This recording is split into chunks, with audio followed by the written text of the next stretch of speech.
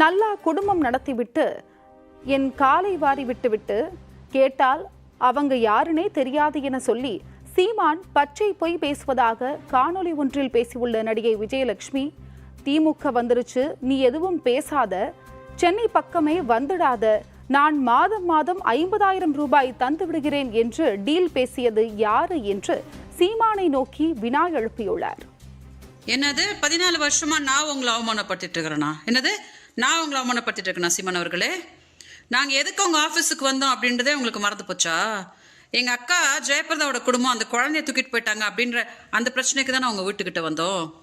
நீங்கள் அதை விட்டுட்டு அதில் எதுவுமே பண்ணி கொடுக்காம எங்களை பிடிச்சி வச்சுக்கிட்டு நல்லா குடும்பம் நடத்திட்டு அப்புறம் என்னை காலவாரி விட்டுட்டு கேட்டால் வந்து எனக்கு அவங்க யாருன்னே தெரியாது, அவங்கள வந்து காங்கிரஸ்காரங்க கூட்டிகிட்டு வந்திருக்காங்க எனக்கு எதிராக அரசியல் பண்ணுறதுக்கு அப்படின்னு ஒரு பச்சை பொய்யை சொல்லி தமிழ்நாடு மக்களை எல்லாரையும் 14 வருஷமாக ஏமாற்றிட்டு வந்தீங்களே, அது யார் ஏமாத்துனது? 2023 என்கிட்ட ஒரு டீல் பேசிட்டு வரீங்க, திமுக வந்துருச்சு, அதனால இப்போ நீ எதுவும் பேசுறாத, சென்னை பக்கமே வந்துடாத, நான் உனக்கு மாதம் 50,000 ரூபாய் கொடுத்துட்றேன் அப்படின்னு டீல் பேசினது யாரு? உங்களுக்கு அசிங்கமா இல்லையா? நீங்கள் பண்ண டார்ச்சருக்கு தான் நான் வந்து கம்ப்ளைண்ட் கொடுத்துருக்குறேன்.